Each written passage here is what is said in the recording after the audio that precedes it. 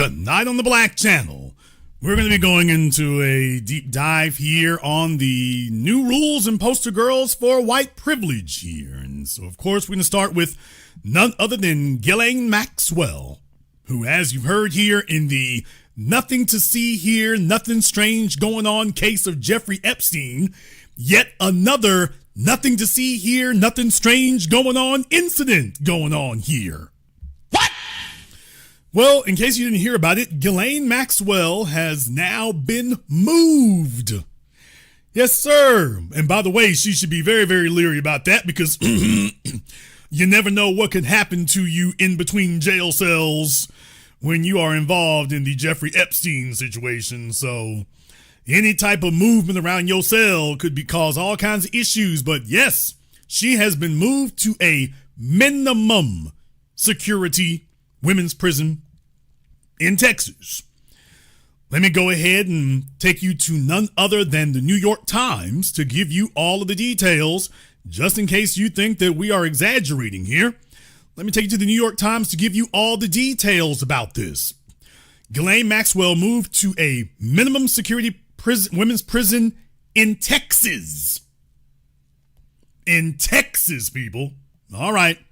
The longtime Epstein associate, now serving a 20-year sentence, was relocated from a federal prison in Florida about a week after being interviewed by Justice Department officials. So Florida and Texas, Republican strongholds there, and Donald Trump's favorite stomping grounds.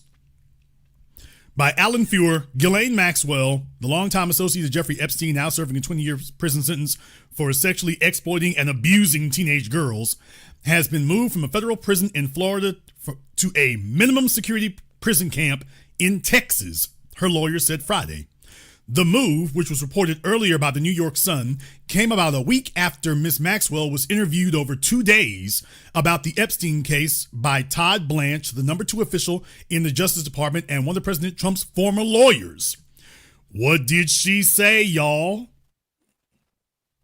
After all this time and all these years, they interviewed her last week, and next thing you know, she gets a prison downgrade, or should I say in this case, an upgrade. Take a look here. Miss Maxwell's lawyer, David O. Marcus, declined to comment on the reason for the move. So her lawyer knows, but he don't want to say about the move. And this probably plays a part in it. According to Bureau of Prison Regulations, inmates designated as sex offenders are generally supposed to be held in low security prisons like the facility in Tallahassee, Florida, where Miss Maxwell had been previously held, not in minimum security facilities like her new prison camp. She's supposed to be in a low security prison, not a prison camp. So, yes, sir, Ghislaine Maxwell is soaking up the prison. Nothing to see here. Just ask Diddy. Nothing to see here, folks. Oh, this is all just part and parcel of it. Nothing to see here. Nothing weird, strange, wacky going on. Don't know what y'all's problems is. No problems going on here. None whatsoever.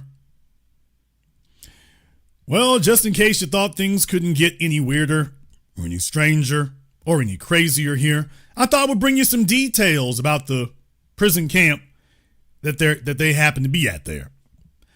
Thought I'd give you some details about the prison camp because I wouldn't want you to be left alone.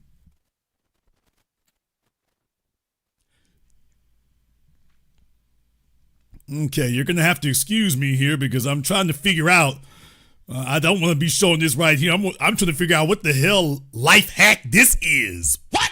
Damn! What the hell Diddy ad do they have over here at the Daily Mail? Life hack? Okay, I'd slightly digress, so.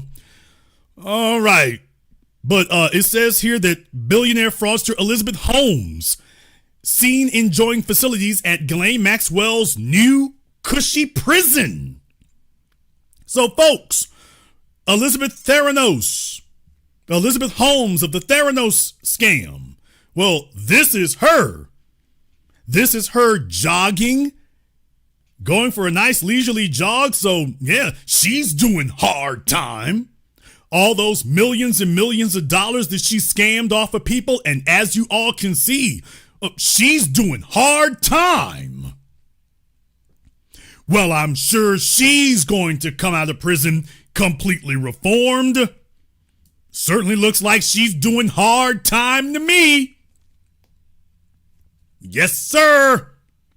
Shawshank Redemption, if I ever saw it. Oh, yes, sir. Well, this is where Ghislaine Maxwell is going to be going. This is where Ghislaine Maxwell will be going. So as you all can see, if you want to know what kind of prison it's going to be, it's going to be this right here. Yes, sir. She's doing hard time. You heard she was going to prison in Texas, and it's going to be rough, and like Rikers Island. No, that's where they send the niggas at. For some of you other folks over here, this is where you get to be. You get to be over here.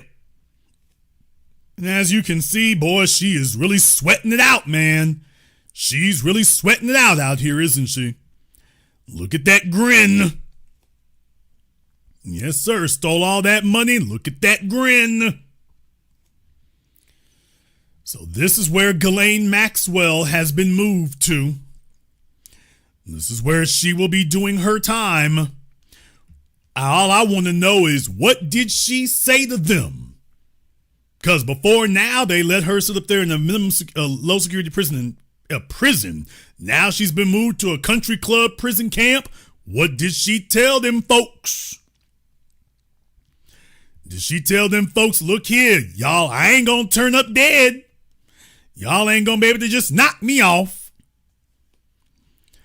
Look here. Did Ghislaine start saying, hey, look here, I'm about to start saying names. Y'all better get me on up out of here because I'm about to start singing. So Ghislaine might want to watch herself. It's a minimum security camp. They might say, well, somebody broke in.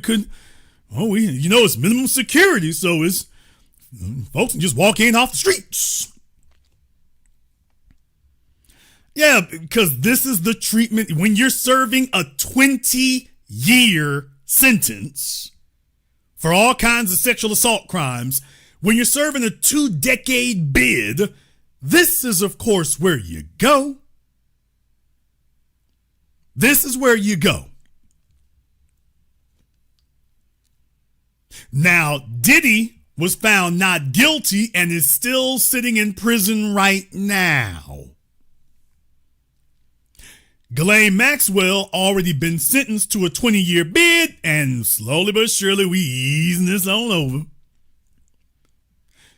First step, low security. Next step, minimum security. Next step, commutation. She's on her way, people. Just letting you know, when they do announce it, when they cut her time, or when they tell you that there's new evidence, just understand it's coming. Just understand it's coming. And the dominant society is telling you there's nothing to see here. Nothing to see here. Your news outlets, oh, you're a conspiracy theorist. Nothing unusual here. By the way, okay, so there was nothing to see with Jeffrey Epstein and how they're treating Ghislaine Maxwell right now. Nothing unusual here either. Nothing unusual here either.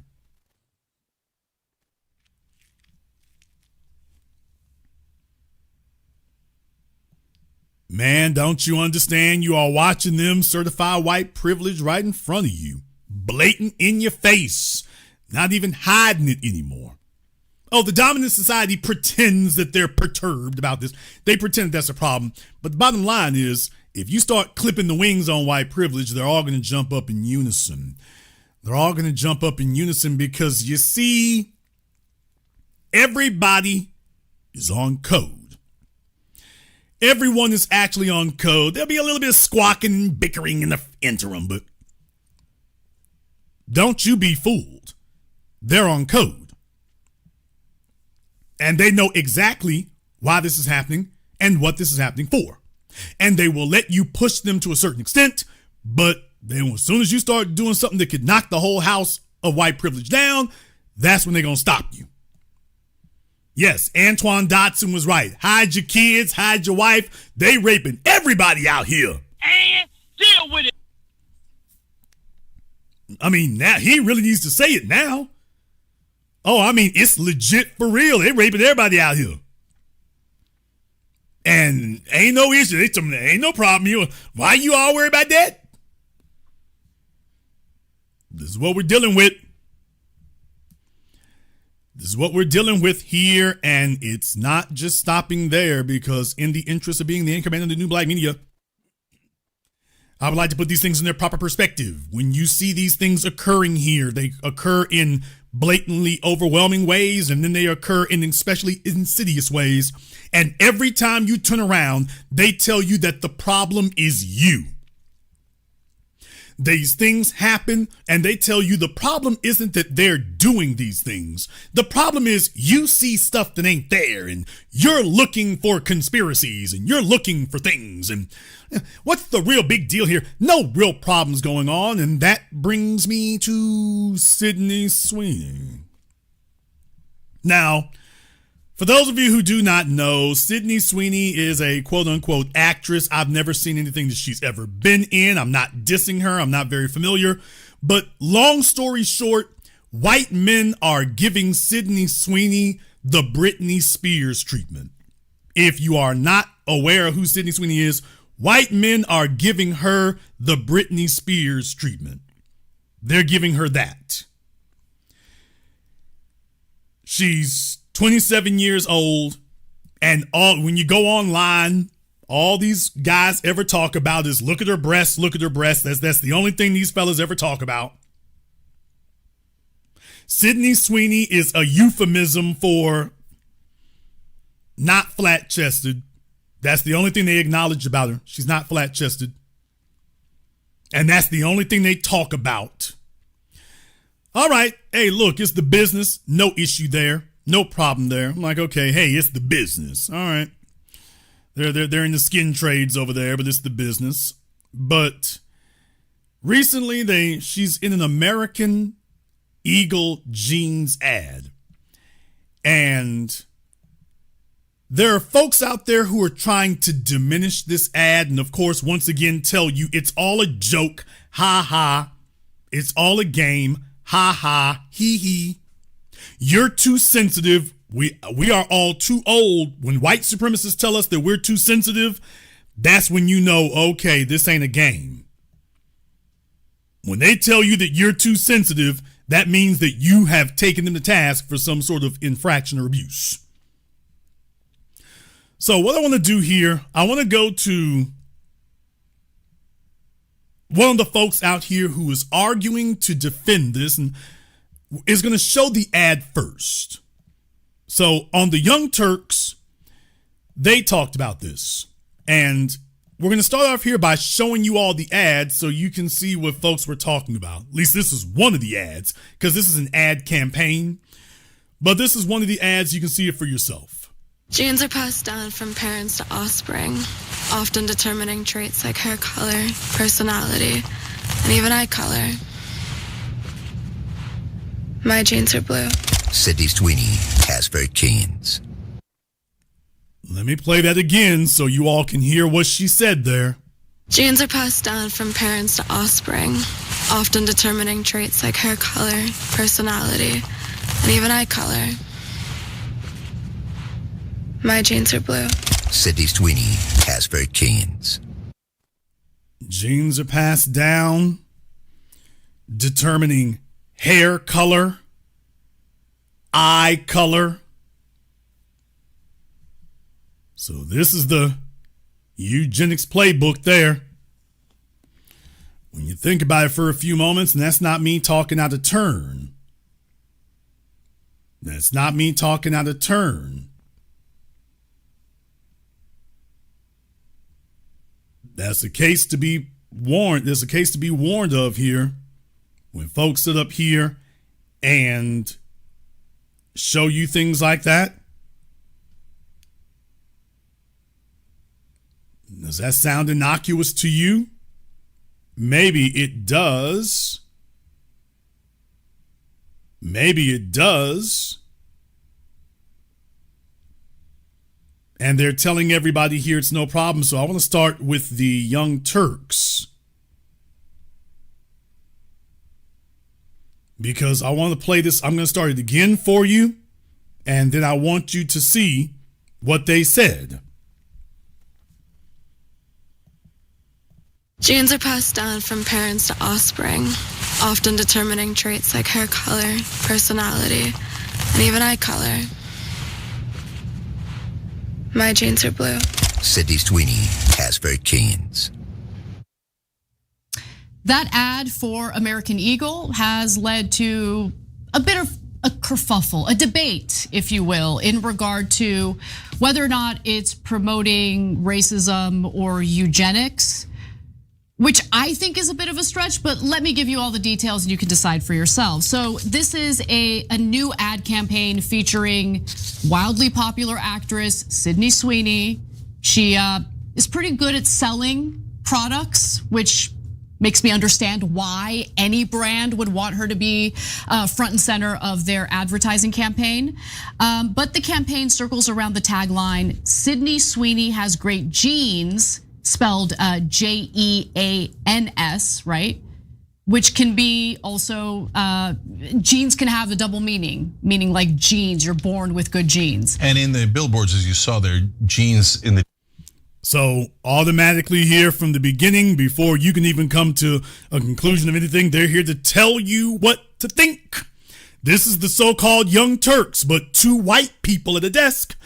This is the so-called Young Turks, but Jason, they're letting you know that there's nothing racial going on here. There's nothing racial. It's just a play on words. There's nothing racist going on here. Just a play on words. Nothing racist. Very interesting. I'm very glad that you would say that. Nothing racist going on here. Just a play on words. Nothing racist. So it's very good that what this means is that you will not be calling this out as specifically beneficial for a specific race, right? Because if this is just a tongue-in-cheek play on words and that it's not a racial dog whistle, then of course you're not going to respond to it as a racial dog whistle and point out that this is for the benefit of one particular race. Right, Anna Kasparian? Wrong. Yeah, it does. It is annoying. It's incredibly annoying. Let me back up here because first Shank is defending it, and then Anna's gonna follow up behind him. The hell you're choosing to die on, you're doing great damage. So because on words, it's a play on words. If this is the hill you're choosing to die on, you're doing great damage. So because it annoys everyone. Yeah, it does. It is annoying. It's incredibly annoying. She is a popular actress who is helping brands sell their product. That's why they chose her. And she happens to have good genes. She is an attractive woman. White women are allowed to be attractive as well. Okay, like what is this? But anyway.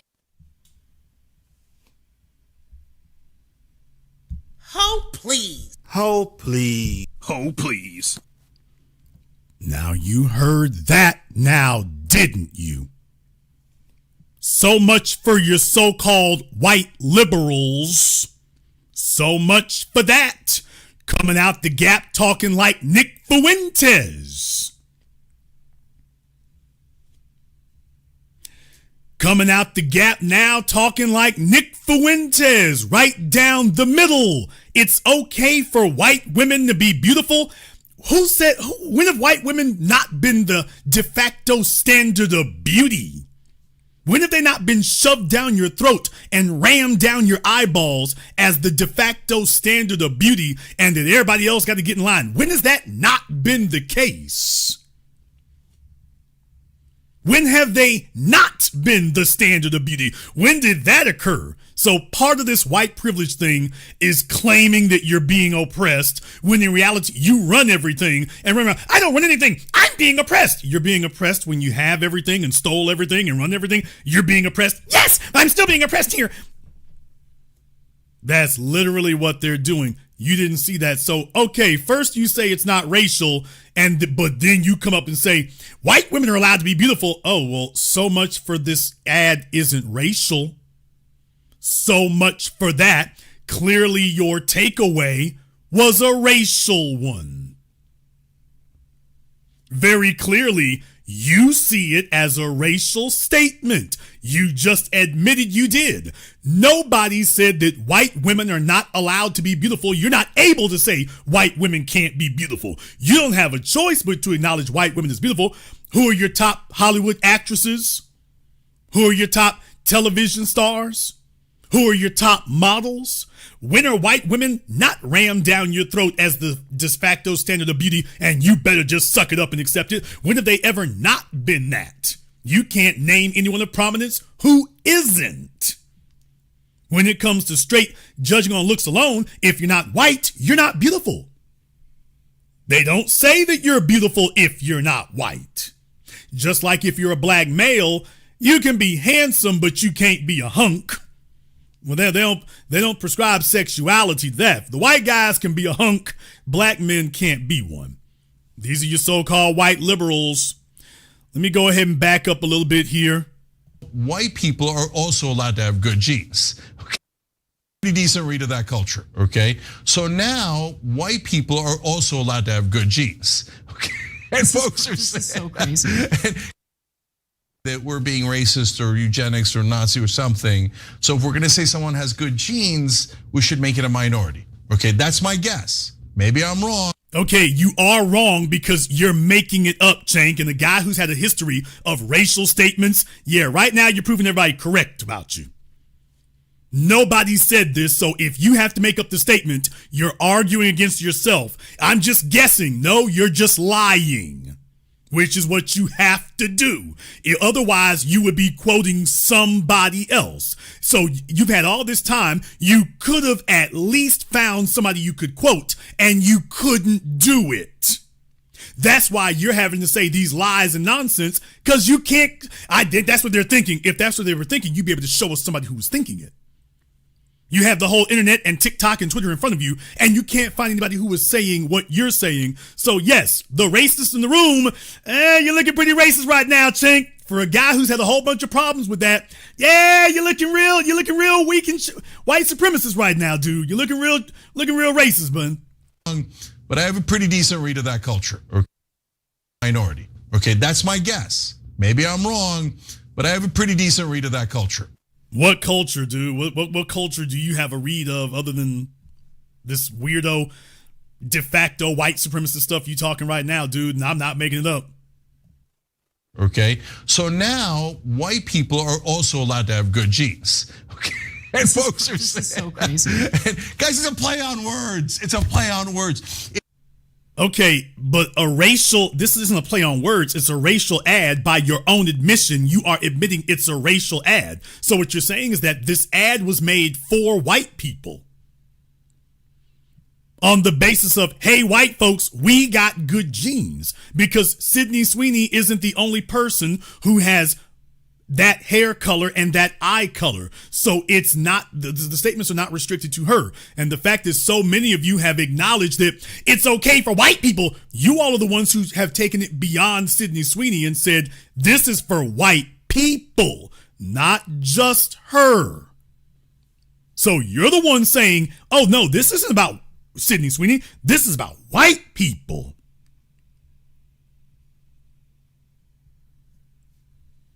This is about white people. If this is the hill you're choosing to die on, you're doing great damage. Because it annoys everyone. Who is everyone, Chank? White people like you? Who is everyone that, quote, it annoys? And why do we give a damn if we annoy you? Who is the everyone that we need to avoid annoying? Racist and racist adjacent individuals? We all need to worry about annoying the racist and white supremacist adjacent people? We got to worry about annoying them? So that's what we all need to be concerned about, is annoying the white supremacists and the white supremacist adjacent folk. We got to worry about annoying you? When you're sitting up here, remember folks, they always tell us it's a joke. White supremacy is always presented to you as a joke. The Ku Klux Klan, Al Jolson, it's always presented to you as a joke. They always, 4chan is the OK symbol. You're always told, oh, you're taking it, it's just a joke. They're always making fun of you. It's always a joke. Allegedly, until some punitive action comes behind it, and then you see, oh, that's not a joke anymore. So they always claim it's a joke right before they slide that knife in. It's like, wait a minute, I thought you said this was a joke. It is, and this is the punchline.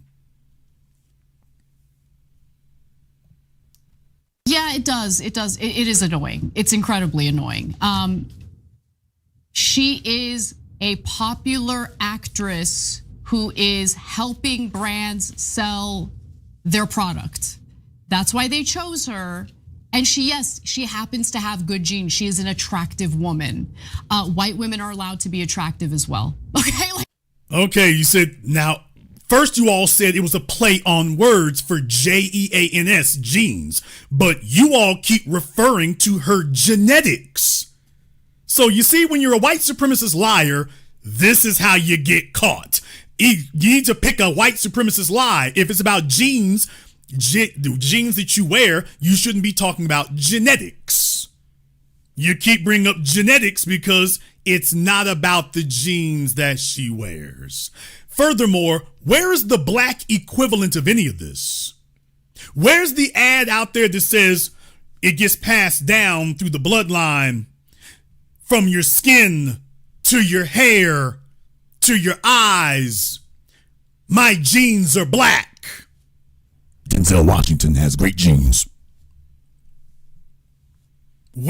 Show me the equivalent that points out our blackness as being, quote, great. And everybody's like, of course, no problems here. You folks, this is no issues going on here. Nothing racial going on there. Because we were told that was DEI.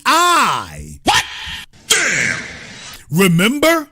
We were told that, well, talking about diversity and representation and identity politics, Anna, we were told that that's DEI, and that's being woke. Now you're claiming that, oh, only the liberals, only you leftists talk like that. Brother Neely Fuller, rest in power. White supremacists always take both sides of the argument. One day they will tell you that their argument is on the so-called right. The next day they'll tell you that the argument is on the so-called left, but it serves white supremacy no matter which way they use it. Why, they take both sides of the argument. So demanding representation and identity is wrong and right at the same time, depending on however they want to use it. But we were told that that's all being identity politics and DEI and woke. Now Anna is telling us absolutely not, perfectly fine. Man. Just like Sarah Palin, you're having a teenage daughter. Why, you're just a terrible mom until it's Sarah Palin. Oh, well, it can happen in the best of families. Bill O'Reilly spent decades denigrating it and then had to make an ass of himself. And that was the last time you heard anybody talk about their teenage daughters. They went to the bat for Sarah Palin and Bristol Palin. And I told everybody that this will be great because they'll never be able to use this again. And they've never been able to use it again. They put it all on Sarah Palin. Once you gave it a pass, oh, well, that one's dead. And they've been wishing they could use it ever since, and they've never been able to. Now it's gone on into drug use, since now we can't mass incarcerate folk for opioids. So white supremacy, its hypocrisy destroys it to begin with.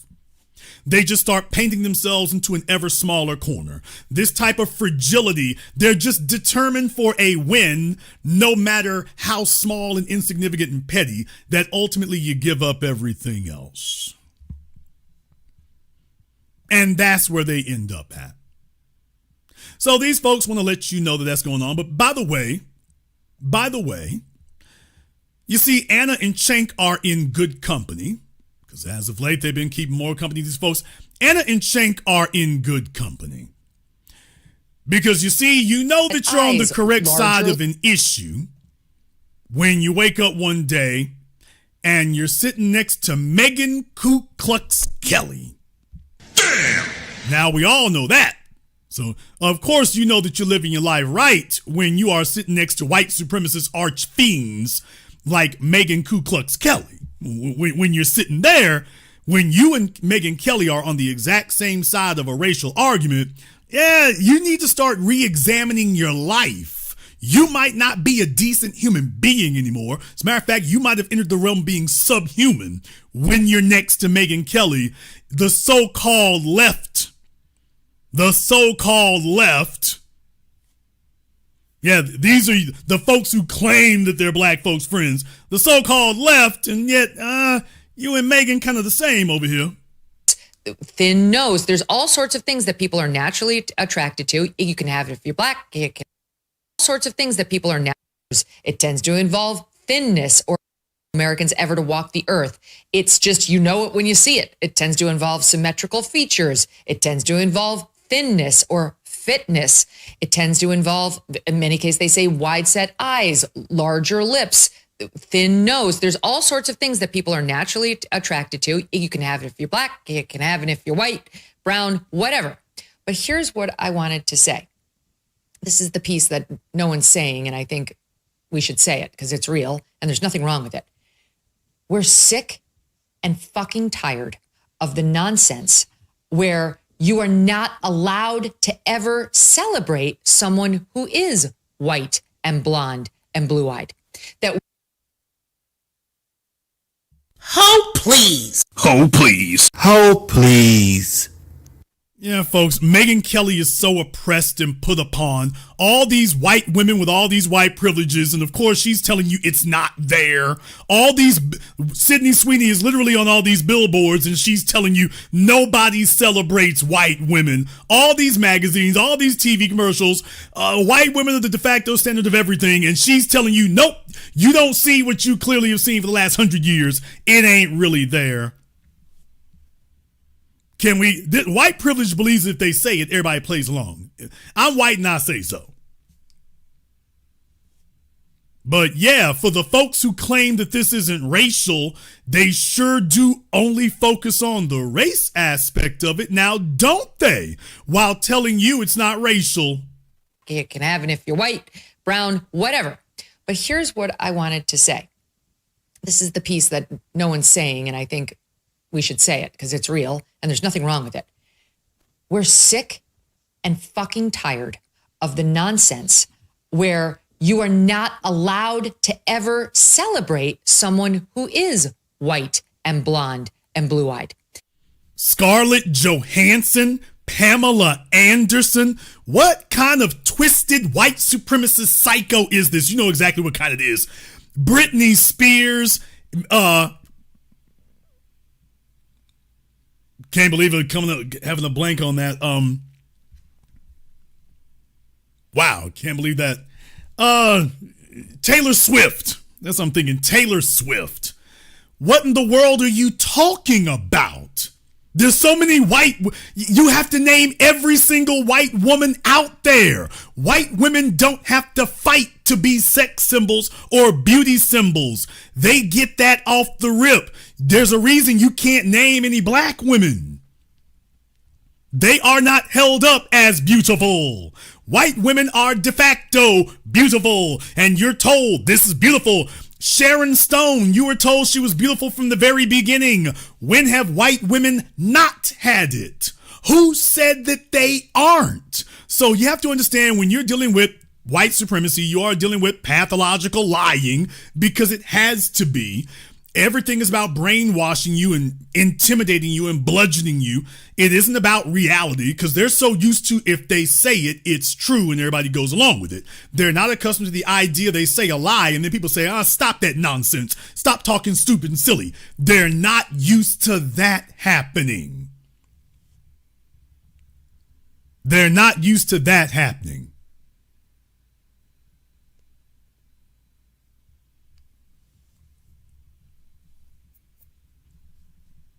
we're going to go ahead and open up the phone lines here. Miss KC, I'm so glad you said that there. We're probably going to have you call up here in a minute also. Very glad you had that to say. So we're probably going to have you call up here in just a few moments also, so we can go ahead and kick the ballistics and get the details. So, folks, we're talking about white privilege here, and they're sneaking this in all over the damn place while telling you that you don't actually see it and that it's not actually there. They're sitting up, we can sit up here, every white woman you name is accepted as a standard of beauty. There is no black female equivalent. And by the way, let me go.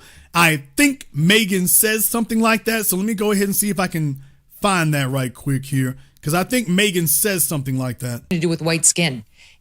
Whitney Houston was probably one of the most, no one ever. We've been suffering with the elevation of objectively homely people in our modeling ads and our fitness ads for years now, and we're over it. We miss attractive people. That's it. Like, we're sick of trying to pretend that these objectively unattractive people are the new beauty standard. They're not. No one ever took to it. They tried to cancel Jordan Peterson.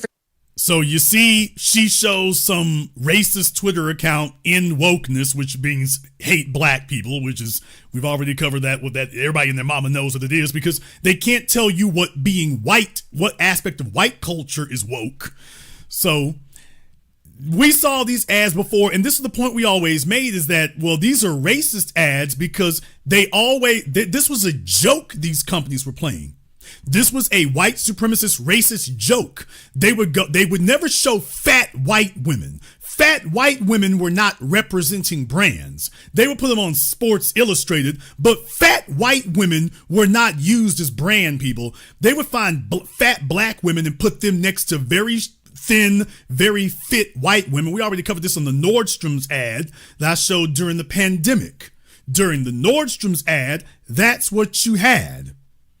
They would always put a fat, obese black female next to white women, and that's the joke. These were racist jokes, and that was the joke from all these people. Oh, we got some black women for you. Nobody built like Naomi Campbell or Tyra Banks. All of a sudden, they just start putting all these obese black women out there. And see, we have an ad with you here. It was a white supremacist joke, and we've been talking against it forever. So Megyn is using more code language. These objectively unattractive people. But she doesn't show a white woman. So why doesn't she show a white woman? That would be very easy and very simple to do. If you're going to do something like that, why doesn't she show a white woman? Because she's making a racial point. And mentioning Whitney Houston, let's be clear, Whitney Houston was never held up as a beauty standard.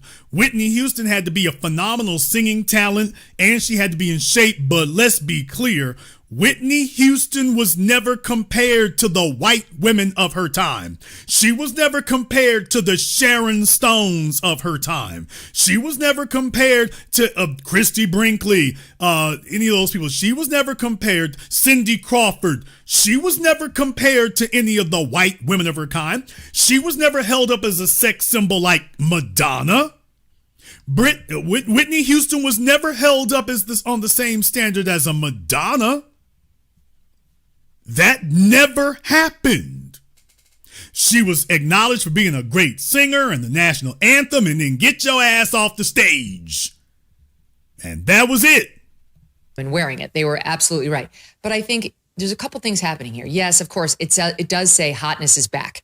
And that's an important moment in 2025. We were sick of ugliness being in. Didn't Justin Timberlake say that once? Sexy was back. Why didn't they get on him? You know, then it went out again. We've been suffering with the elevation of objectively homely people in our modeling ads and our fitness ads for years now, and we're over it. We miss attractive people. She doesn't show all the fat women from Sports Illustrated and all the fat white models. She doesn't show them. Megyn Kelly is a outrageously fragile, immature, inferior white female. She goes off and shows black women, which really just shows your insecurity and fragility, Megyn. So be fragile on. That's it. Like, we're sick of trying to pretend that these objectively unattractive people are the new beauty standard. They're not. No one ever took to it. They tried to cancel Jordan Peterson for saying things like that. He was right. Like, there is an objective standard of beauty, at least insofar as American cultural values go. It has nothing to do with white skin. Whitney Houston was probably one of the most beautiful Americans ever to walk the earth. It's just. It has nothing to do with white skin, as she shows a picture here, specifically racially targeting black females. It has nothing to do with white skin while she's literally sitting here doing this.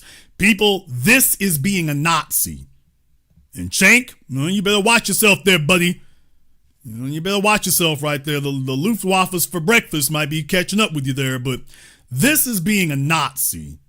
That Joseph Goebbels psychological tactics and manipulation. And they're not even good Nazis. They're raggedy, tacky Nazis. If you're gonna be a Nazi minister of propaganda, at least be a competent one. Don't be a third-rate bootleg dime store consignment shop version. This is beneath us. American cultural values go. It has nothing to do with white skin.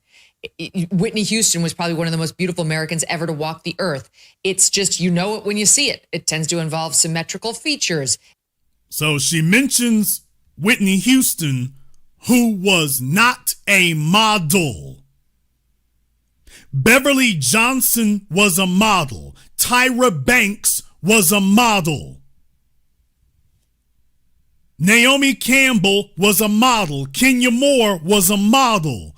If you're going to compare apples to apples, why didn't she name black females who are models? She just yanks Whitney Houston, whose only claim to fame was really singing.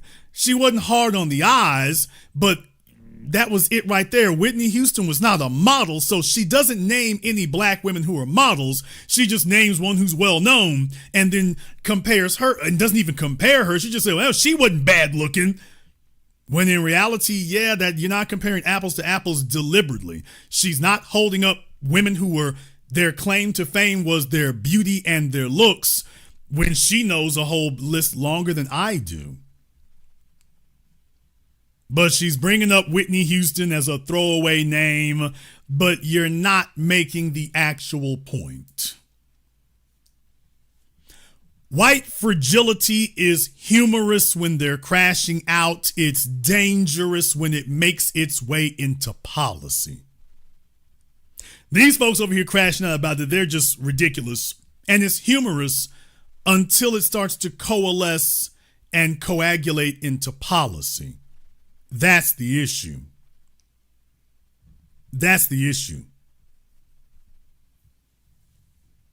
No, let's be clear. I mean, if Whitney Houston was your cup of tea, that's great. That's wonderful. However, Whitney Houston's profession was not being a model. And that's what she was just referring to. Whitney Houston was not a model.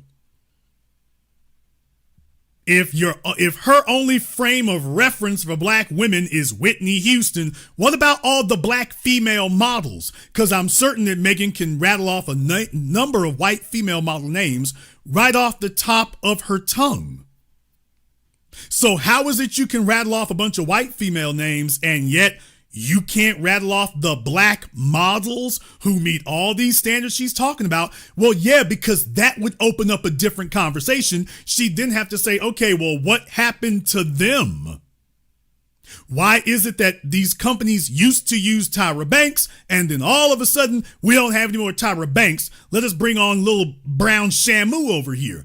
Well, you have to ask why these white companies do that. Because there are no real white equivalents. They got a few on Sports Illustrated, but not white women who are expected to sell anything. They've always had the same slender white models the whole time.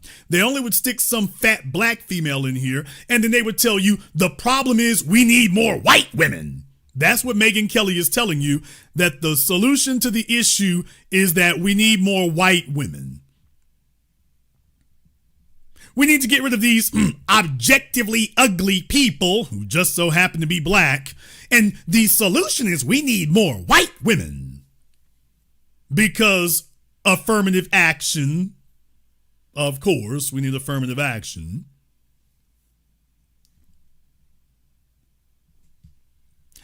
Insecurity is ugly and stupid and silly, but white supremacy is even worse than that, because the real thing is, by the way, they're trying to get their courage up, folks. That's what they're trying to do. They're trying to get their courage up enough, because I'm doing this tonight because I want to give you all a master class on what you're looking for. And when you hear things, how to properly respond to it so that you're not talking around in circles like an idiot. Because the internet becomes a place where people get used to talking around in circles, and then you take it into the real damn world. It's just silly. When they try to criticize Michelle Obama for saying that it was years before she could be proud of America, well, then you should already be proud of America. Well, here's how you stop the Bill O'Reillys and the Megyn Kellys before they even get down that road. Ask a very simple question. Is America a white European, culturally a white European country? I want to let you all know, I can tell you all this openly because this is like walking into a boxing ring with a sledgehammer. The fact you can see the sledgehammer is not going to prevent what's about to happen to you. You can do the Philly shell or whatever. The sledgehammer going to hit you, and one time the fight's going to be over. So first of all, ask these people, is America a culturally white European country? Is it culturally a Judeo-Christian country? Well, if the answer is yes, and they're going to have to say that the answer is yes, well, once they say that, well, I'm not white or European. Might not even be a Christian. So you just said this is a white European country, which means it's for white European folks. So yeah, how can I be proud of that? Folks, you can shut it down with one question if you know the right damn question to ask. And then folks hear me say this and then they still won't repeat it accurately. Just repeat what I just said. It'll be over right then. I'm telling you what they're going to say. And then I'm telling you, when you respond with this, there won't be any argument to it. Those of you who saw my documentary film Race War, you saw me go up against Richard Spencer, and Richard Spencer tried the Confederate flag isn't racist thing. And then I said, oh good, because I was born and raised in Louisiana. Tell me what part of the Confederate flag I should be proud of. Shut Richard Spencer down, dead, over. For those of you who saw it, you saw it was all over right then. And his answer, you should remember, was, well, you're a black man. And I said, yes, but I'm also a Southerner, correct? And he's like, well, you know, there's nuances there. Okay. So we're acknowledging that I'm black, but your blackness is what excludes you from being able to claim Southern heritage. That's a white claim. You can do the exact same thing with Megyn Kelly and Bill O'Reilly. You can do the exact same thing. When you ask those questions, when you ask that one question right there, it's over. If you are in a white European country, yeah, how am I supposed to, if I'm not white European, how am I proud of that? On what basis am I proud of that? I can understand why you'd be proud of that, but you just told me that this isn't mine. So how can I be proud of something that's not mine? Now they're going to have to explain to you what part of it is yours. But if you're going to tell me that it's mine too, then you can't be hating and talking about, oh, we need to be excluded. So you can't have it both ways. And that's how you stop them from having it both ways. When you get them to admit what it really is and then get them to start talking about handing it over to you. That's where it's going to stop. If they're going to try the ultimate lie of saying it can be yours too, but they can't say it's theirs and simultaneously yours. You can't be of white European culture. Yeah, just that simple. Just that simple. I bring this up because there would be people who would tell you that these are minor or petty, and I submit to you that it is not. You have entered an era where everything is being weaponized and mobilized for war, and everyone around you is telling you that that's not actually what it is. They're loading up their guns. They're loading up their tanks. They're firing shells. They're already taking shots and telling you that, oh, we're not taking shots at you. We're not really at war.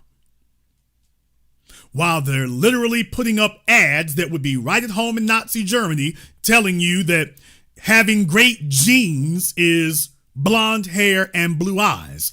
And then you say, by the way, where's the black equivalent that we can post here? Oh, it's okay to be white and beautiful. Okay, so what you're saying is that they're here to sell jeans to white women, because you're making an ad where you're blatantly saying that. So what you're saying is you're here to sell you're here to sell clothing for white people.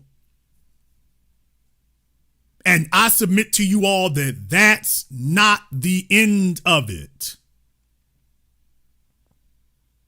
That's not the end of it.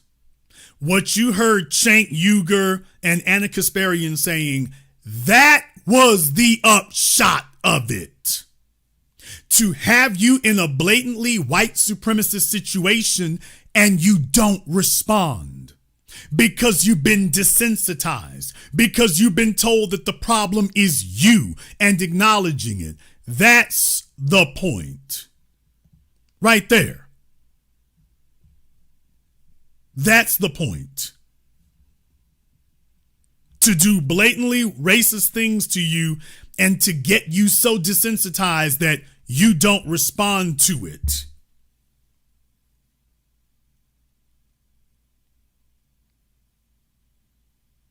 So they tell you that you don't see what you actually see. You don't hear what you actually hear. Oh yeah, and by the way, white people can be beautiful too. Wait a minute, I thought I didn't just hear that. I thought you said I didn't just hear that. This ad is saying that white folks that white people have great genes. No, it doesn't. You're taking it too seriously. It's a play on words. By the way, white people can have great genes too. That's that white lives matter. That was that white lives matter.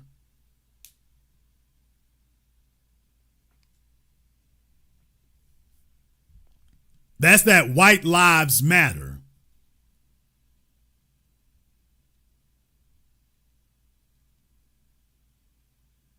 They want to make sure that you start getting that more in tune.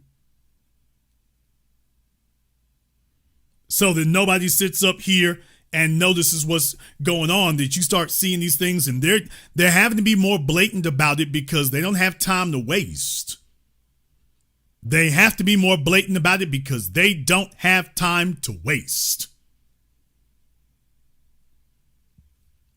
They feel like they let too much slide already, so now they have to be a lot more blatant. The problem with being more blatant is you're not shutting people up, you're galvanizing and mobilizing them. So I am telling you all, don't take this as a joke here, because they don't mean this is a joke. This was a full frontal assault. Otherwise, why don't they have an ad campaign that shows a number of people? Because by the way, some jeans are blue, and those are really not kind of blue, but okay, the blue jeans. What about black? What about black? Hey, over there in white supremacist land. Hey, Cenk the Joke Uygur over here. By the way, they make black denim jeans too, you know? They make black jeans also. Why is it we haven't seen an ad campaign for that then? If we got something for folks who have blue eyes, well, why don't we have something for folk who have black skin? Because if you got blue jeans, why is American Eagle not also promoting their black jeans too? And by the way, you won't even have to overpay for some overpriced Hollywood wannabe actress either. You can just find anybody and say, we got great black jeans. I got the tagline for you, American Eagle. Black jeans are great. Better yet, black jeans are greatness. I can help you out, American Eagle. Black jeans are greatness. If I see that ad campaign, oh, well, I got nothing to say there. Yeah, you know this. For some reason, I don't think that corrected ad campaign is coming. So we can tell and understand something. Don't you know that Megyn Kelly, she's gonna let me tell y'all, if those people do that, Megyn Kelly is gonna turn around and say that they went woke. What? If they do that, Megyn Kelly and Cenk Uygur and Anna Kasparian are gonna say that those folk went woke.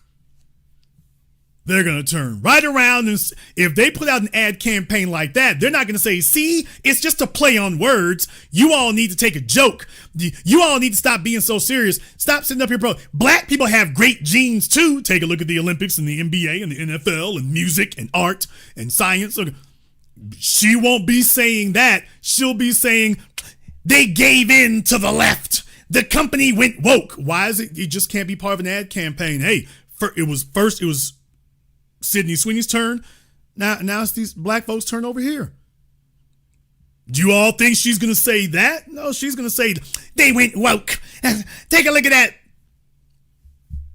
So, yeah, folks, you're seeing it. White supremacy is turning on itself. It's conflicting with itself so badly and being so hypocritical. It's meeting itself coming back. It's meeting itself coming back. However, you might disagree. Therefore, the link to the Zoom is now open. The link to the Zoom is now open, and you are invited to go ahead and call up to us, especially if you disagree. By the way, if you do disagree, you know how that goes, folks. You get bumped directly to the front of the line. No delays whatsoever. So go ahead and let us know what you want to do there. In the meantime, I want to thank everyone who has contributed to tonight's program on PayPal, Super Chat, Venmo. Shout out here to my man, Mark B. Thank you very much for your support tonight. We appreciate that. To Sabrina, to Ronald, to Stay Positive. Thank you all very much for your support. We appreciate that. We're going to take a very brief commercial, non-commercial break. When we come back, we'll go ahead and take your calls and more. This is the Black Channel. Did you know hip-hop is more than just music? It's a movement shaping the places we live, work, and grow.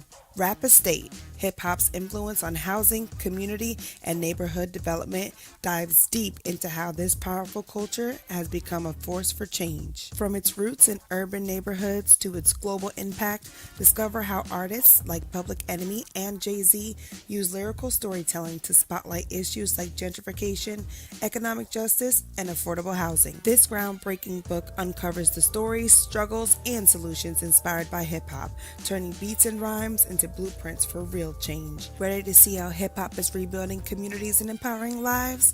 Get your copy of Rap Estate today and join the movement. Be the teacher, knowledge on the block. Got the kids learning, minds open like a lock. Books and skills from the east to the west. Bringing education, yeah, we're simply the best. Classes on fire, brains burning with desire. Innovation driving like a tire through the mire. Math, science, history, we got the whole range. Kids hitting new heights, teachers making a change. Used to be the teacher, stacking up the grades. Future bright shining, no need for no shades. Got the youth thriving, moving up the ladder. Smart and sharp, brains growing fatter. Lessons so lit, yeah, they stay in a blaze. Every mind sharp like a sword in the haze. Mr. B in the house breaking knowledge chains. Education kingpin, we ripping the games. Listen, be the teacher.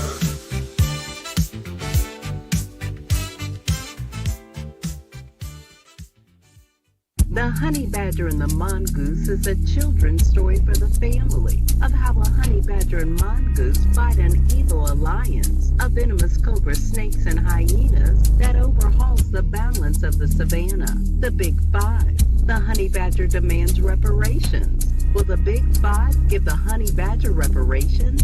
Can the evil alliance of cobras and hyenas be stopped? The best new price for the hard and soft cover is at www.thehoneyBadgerandthemongoose.com. You can also find this book at Amazon, Audible, and Kindle.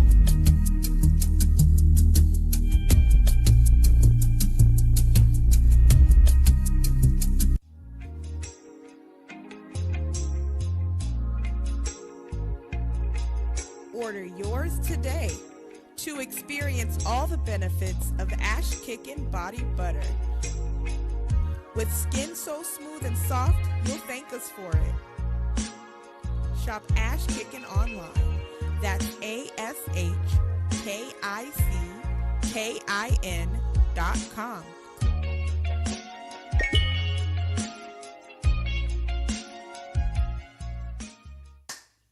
Hi, this is Brenda Starr, creator of Poetry with a Purpose and author of the book Pressed But Not Crushed. Pressed But Not Crushed is an anthology of political poems that address current and historical issues in American descendants of slave population and African American population. The book describes slaveries and its residuals, Jim Crow segregation, social depredation, and other relevant issues to American descendants of slaves and African Americans, including the current political climate that does not address our issues.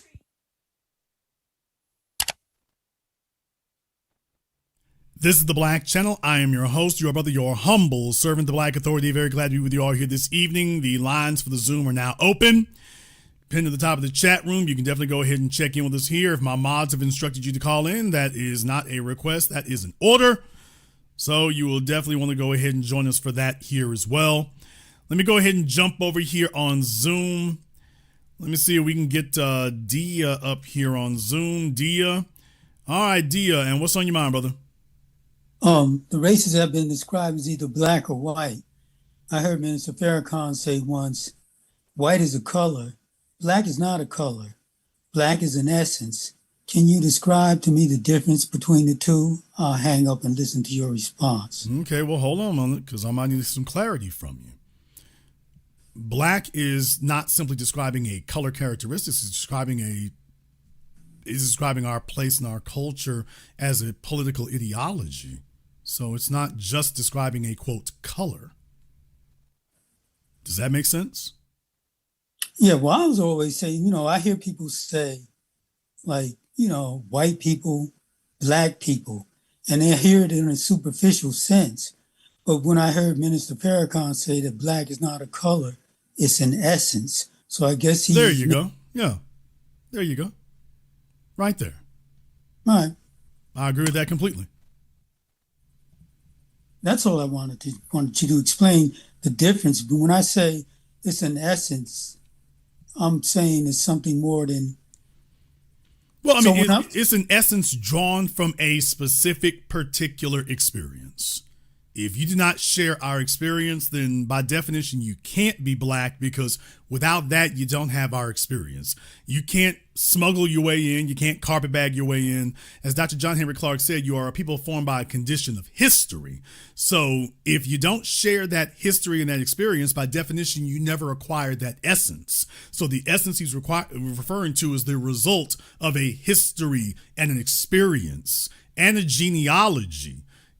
Separate from that, you can't share the essence if you don't share the experience. Well, can white and red and so-called Asian yellow, those are colors, but I mean, can I refer to them as essences also because of the experience angle? I mean, I suppose you could, but their experience will be different from ours, but sure, you can. I was just wondering, because when people talk about, when they use the term black, they use it in a superficial sense. But I was always taught that when you talk about the black man or black people, you're talking about people that had survived captivity, under Egyptian pharaohs, Roman Caesars, and Arabian caliphs, and probably will survive captivity under American presidents. So I guess that's the essence of their being. Okay, well, we have a culture of resistance. We have a culture of creativity. We have a culture of celebration. It has inspired people from around the world. When they were in China in Tiananmen Square holding up pictures of Dr. King, that's the essence he's referring to. That's the essence I'm referring to. So I don't know what Asians might describe as their essence, but we know that they understood full well what ours was in their hour of need. They tapped into us. So they get it. Okay, I just wanted you to clarify that point. Thank you. Thank you very much for giving us a call tonight. Yeah, when they saw that, they got it. You want to know what the essence looks like? It looks like that right there. Let me go ahead and see if we can get Onan up here. Onan from Queens. Let me see if I can get you up here. All right, Onan, where you at? Slowing the program down here. There you go. All right, Onan, what's on your mind, brother? Yes, sir. What's going on, Brother Jason? So I actually think it's a concerted effort with American Eagle Outfitters and Fox News and other right-wing media in order to boost sales. And they're just using Sweeney as a cog in the machine and to promote an idea of white manhood being sexy. And ultimately, the goal is bolster jean sales for American Eagle Outfitter. But I believe that we've been down the road before as far as proposing white beauty compared to other forms of beauty. And historically, it's been white beauty that's been elevated. It's been elevated above all forms of other beauty. And so I think it's made the public ever more sensitive to certain terms that may be used in reference to white femininity and white beauty, because I think that the society they live in doesn't want to promote the idea of a white woman being beautiful. But here's the thing. America's biggest export is its culture. We've known this has been said now for decades. America's biggest export is not Coca-Cola. Coca-Cola is successful because of the culture that it's tied to. And that's why you make a good point here about infusing this, that they're not selling jeans. That would be the mistake to make, is to think that they're selling a pair of jeans. You can get a pair of jeans anywhere. There's dozens and dozens of jeans manufacturers you can buy from. So are they selling a pair of jeans, or are they selling a culture? With Apple, they've made no bones about it. Every advertising person knows Apple is not selling a phone. They're selling an idea. They're selling a spirit. So their ads are very heavy on that. You've noticed in American advertising over the course of the last 40 years, you see less and less of the product and more of a presentation. So they understand that the ad needs to package an idea. And that's what we're selling. The idea might be, quote, freedom. It might be, quote, creativity, independence, deep thinking. But that's what you're actually selling. So when you see this ad telling you about extolling the virtues of genealogy dictating your hair color and your eye color, and oh yeah, that's blue, they're not selling. Fox and the right wingers understand this is not selling a pair of jeans. This is selling a cultural idea. The real question now becomes, well, whose culture and whose idea? And I submit to you that the response of white supremacists like Megyn Kelly and white supremacists adjacent like Anna Kasparian and Cenk Uygur, the fact that they all got lockstep in code in line all of a sudden, just like the Jeffrey Epstein defenders telling you ain't no problem here, why are we worried about this? Now they're telling you, by the way, this is promoting white women, and what's wrong with that? White folks can be beautiful too. Okay. That I submit to you, that's the culture that those genes are trying to sell. And that white supremacist Fox News, of course, that's why they're backing it. It kind of reminds me of the story of McDonald's and how people tend to assume that product, the interest of McDonald's is burgers and fries, but it's actually real estate.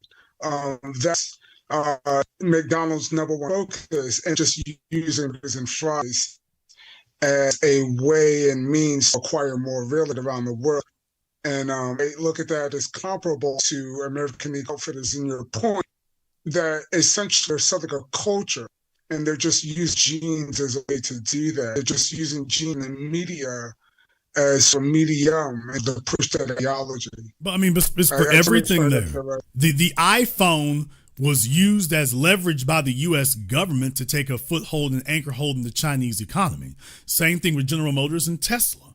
So this government and this culture, the white supremacist culture over here, they use their products. These things don't just go around the world. They give them access. They give them cultural cachet overseas, just like Italian handbags do. But it also gives them an anchor in it. I mean, America has leverage in China directly with the Chinese government simply on the strength of the iPhone and how much of the economy that takes up. Just that one thing alone. And that's just one. We're not counting all the others. That's just one. So when you consider that, that lets you know how serious it is. Thank you very much for giving us a call tonight. We appreciate that. Let's see if I can get M up here on Zoom. Let me go ahead and get M up here on Zoom. We're waiting for M. Hopefully they won't keep us waiting here too long. Some of the folks here have their Zimbabwe broadband going. So let me see if we can get M up here. M, not sure where you're at here, M. Just make sure we don't have any trolling issues. I just need to make sure you have your camera on for me. Nobody else is going to see you except me. But just to make sure we don't have any trolling issues, I need to make sure we have that taken care of. I can give you 3 more seconds to go ahead and take care of that, and then I got to move on. I can give you 2 more seconds to take care of that, and then I have to move on. All right, you have 1 more second, then we got to move on. All right, well, you will not be joining us for the rest of your life. All right, let's go ahead and see if we can get Brother Elijah up here on Zoom. Brother Elijah, what's on your mind? Hey, B1 to you, big brother Jason. All right. Hey, brother.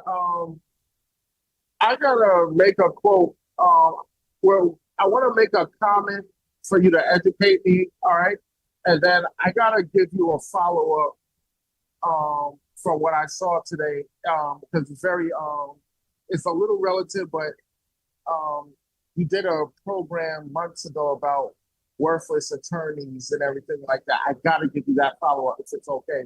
But tonight, starting with tonight's broadcast, I'm gonna quote the words of the late great Dr. Khalid Abdul Muhammad. He said that this woman is a bitch.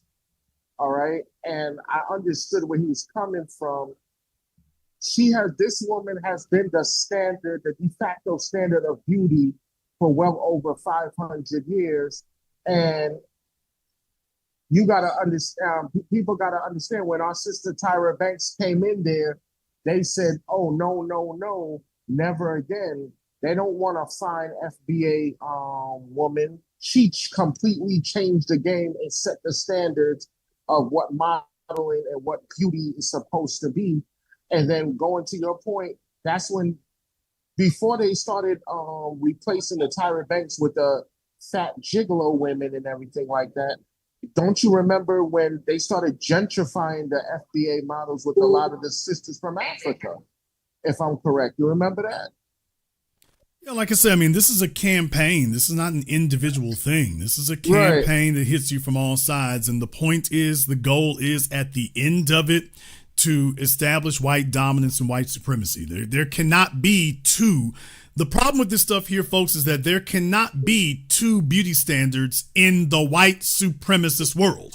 Right. There can't be. Megyn Kelly is a bald-faced liar, among other things, because by definition, there cannot be a black female equivalent.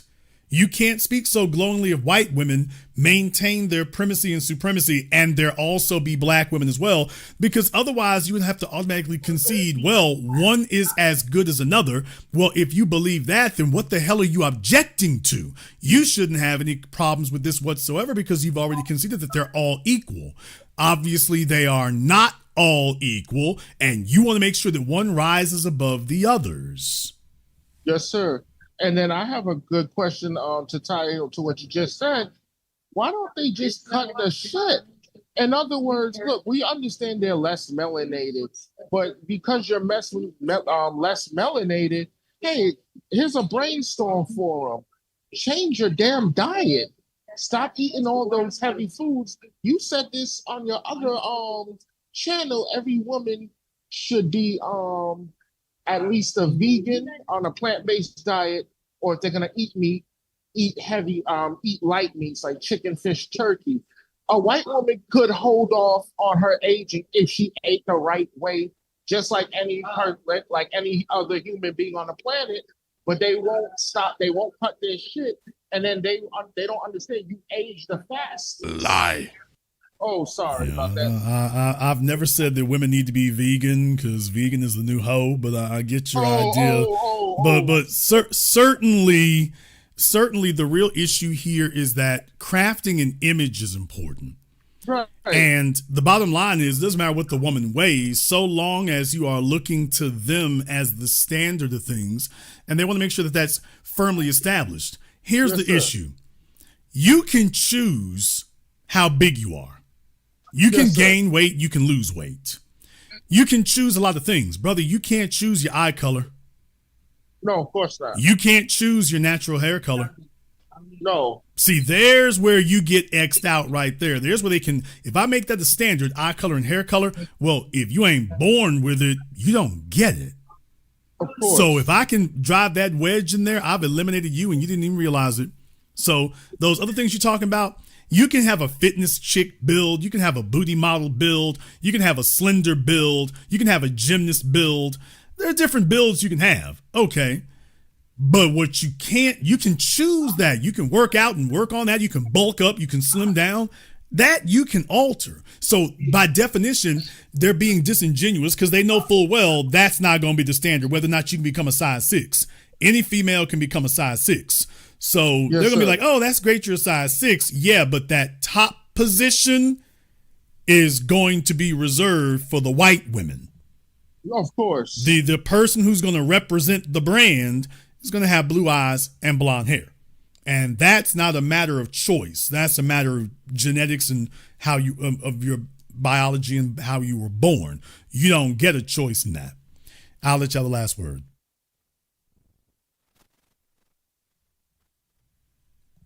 Okay, I guess we lost his connection there. He's down in the subway. Let me go ahead and see if we can go ahead and get Gregory up here on Zoom. Let me go ahead and see if we can get Gregory up here. I'll give Gregory a few moments to get here on Zoom for me. All right, we got Gregory here on Zoom. Unmute yourself, Gregory. Unmute yourself, Gregory. All right, y'all. He's working this newfangled technology. Hey, how you doing, Jason Black? Long-time listener. All right, Gregory, what's on your mind? The one thing I do notice is that with them pushing this whole white supremacist thing with this woman, it's funny how that they always try to make them the standard of beauty, but you see white women copying every day trying to look like sisters, pumping collagen in their lips, trying to fix their noses, getting their butts bigger. But yet they're supposed to be the standard of beauty, but they're constantly trying to look like our women. Well, and understand something. That was simply a artifact and a result of us just being us. We didn't have big Madison Avenue firms, advertising firms to push it and promote it. At very best, you had Sir Mix-a-Lot with a hit song, but we never went out advertising, hey, y'all need to be like us. All we did was stand firm in our confidence of who we are. It was the best, and that's always going to catch on. But you have to understand that's their worst nightmare. These artificial, arbitrary, quote, beauty standards where you have to be real waifish, you know, back when they used to have to snatch their corsets so damn much that they didn't have hips anymore. Those are things that were imposed. And if the dominant society would be honest about it, that was physical dominance by white males. That a white woman had to be very small, very waifish, very weak. Well, hell yeah, anybody can intimidate you under those circumstances. As black men, we have never had that ideology, and we've never insisted on that kind of treatment because we've never tried to dominate any females. We've never tried to do that. You're in a society where that's what they do. Now you have a bunch of the white women who go along with it, but some of them are not okay with it. And they saw that our women weren't walking around being all dominated like that, with their bodies having to have crazy alterations to it. Same thing in Asian society. No shots fired, but everybody knows about what they do to Asian females with their feet. Anybody who hasn't looked into that, we can go right. Thank you very much, sir. We can go into that one, but I don't want to get into too many different things. But we don't do that. Particularly those of us at the foundation, we don't do that. We don't have a culture that says we need to alter our women's bodies. Just be you, do your thing, and do it better than anybody else. That's it. And we have a range, and that range has become the standard because we let them be women. So understand what the white women are doing with the lips and the BBLs and stuff like that, which they need to call the black butt lift. And deal with it, nigga. Not Brazilian, but in any case. But the whole point of it is, brother, that's our culture. a culture of freedom, a culture of resistance. They are doing those things as symbols of resistance against the white patriarchy, telling them that how they were born is not good enough. So they tapped into somebody who wouldn't bow and wouldn't bend. And they are emulating that which they've seen from those who would not bow and those who would not bend. That's what they really took to heart. Exactly. I'll let you have the last word. 100% right, my brother. Because the one thing I do notice is that they constantly make them the standard of beauty, but yet since our dealing with them, those men have been sneaking in barns, raping our women, doing all kinds of things, but yet they're not the standard of beauty. It's about this control. This is the reason why these white women in slavery were killing our sisters. Just remember, it is about control. It's about control. And sex is one of the areas of control and power. This brother Neely Fuller taught us. It's a system of control, and how do we use this to control them? Thank you very much for giving us a call tonight, because if they can control your image, they can control everything. If they can control how you see yourself and what you aspire to, they already control everything. If I can control what you aspire to, you're already dominated. Let me go ahead and see if we can get KC up here on Zoom. We'll try to get KC up here. I'll give you 5 seconds here, KC, and see if we can get you up here on Zoom. There you go, KC. What's on your mind? Okay, unmute yourself, KC. Okay, KC, one more time. Unmute yourself. Okay, KC, last try. See if you can unmute yourself. Can you hear me now, Jason? Yes, sir. What's on your mind? Okay, there we are. Sorry about that. Long time listener. But Jason, tell me something. Can white supremacy deflect any better than Captain America than they are right now? Because all of this is a deflection, in my opinion. Because let's face facts. They can show this Sweeney chick all they want to. The simple fact of the matter is blonde hair, blue eyes, green eyes, red eyes, and alabaster skin is going to go right out the window, because reality says their birth rates are dropping and dropping fast. In between that, the incel movement, the feminist movement, nobody wanting to sit here and get married and screw around. Everybody wanting to marry somebody different, whether you're talking about the swirlers or the Asians or the Latino fixation. You're not going to be having any more white Anglo-Saxon Protestants being born around. And once they're gone, they're gone. So that's actually the problem is that's not a true statement. Because first of all, understand something. They might, even if they're still the majority of the population numerically right now, but even if they do sink into being a minority, first of all, they have adjacent groups that align with white supremacy to begin with. But more importantly, and most of all, they've been preparing for this. Even, by the way, Richard Spencer, for those of you who saw my documentary film Race War, even he admitted to that they've been thinking about how do you rule as a minority. And he said we watched other places. What he really wants to say is South Africa. So he didn't have the guts to say South Africa, but I know it's South. I taught y'all it was South Africa, and when I talked to him years later, yeah, it was South Africa. A role model of how do you rule as a numerical minority. And they've already seen places where they've already done that. However, to make that work, you're going to have to increase the brutality quotient exponentially. So there's the issue there, because when white people were the minority in America, what were they doing? Killing, murdering, lynching. When they became the majority, that wasn't necessary anymore because your position is so solidified. If they recede back into a minority status, look for more people to start pushing for a blatant white supremacist brutalist agenda like they were doing before. Now, there's only one big difference here. We ain't South Africa. Now, there's one difference there. The one wild card there is that, by the way, hey, Richard, there's a little bit of a problem with your plan, dude. We ain't the South Africans. Thank you very much for giving us a call tonight. You already saw what happened in 2020. We not the South Africans. For real, though. You saw in 2020 with the George Floyd uprisings that you are still salty and nasty and butthurt over today. Yeah, you saw it wasn't going to go all the way you told yourself it would. You had all those fantasies about how it was going to be like Red Dawn and all. You thought it was going to be, yeah, when the rubber met the road, it wasn't nothing like that at all. It didn't go that way at all. Walking Dead and all that, no preppers and all them TV shows. Yeah, but when the rubber hit the road, it wasn't any of that energy. You got checked and called on your bluff. Now they sitting around trying to talk their way through this. So you can fantasize about that little revolutionary thing, but in reality, we already saw how it's going to go. So it ain't really going to happen that way. Just stick to your blue jeans ads. Let's go ahead and see if we can get Black Moses up here on Zoom. Black Moses, what's on your mind? Just stick to your... Okay, sir, you're on live, sir. See if we can get Black... Okay, y'all, he is finagled with this newfangled technology. Let me go ahead and see if we can get Jared up here on Zoom. Let me see if we can get Jared up here on Zoom. Okay, folks are fighting with the Zimbabwe broadband. All right, this might be Kenyan Mobile. Not sure. Okay, folks, I can give you 5 seconds here, Jared. Let's see if you can go ahead and get that going for me here. I can give you 3 more seconds.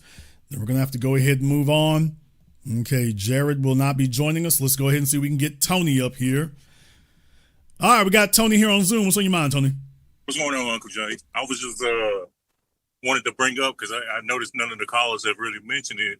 You know, these people always are up to the same tricks all the time. I don't know if you remember, but, you know, at one point in time, I think it was on 2 news broadcasts where they had one white woman where they was talking about she had the perfect ass, knowing her ass looked like a bag of mini marshmallows stuffed in some jeans.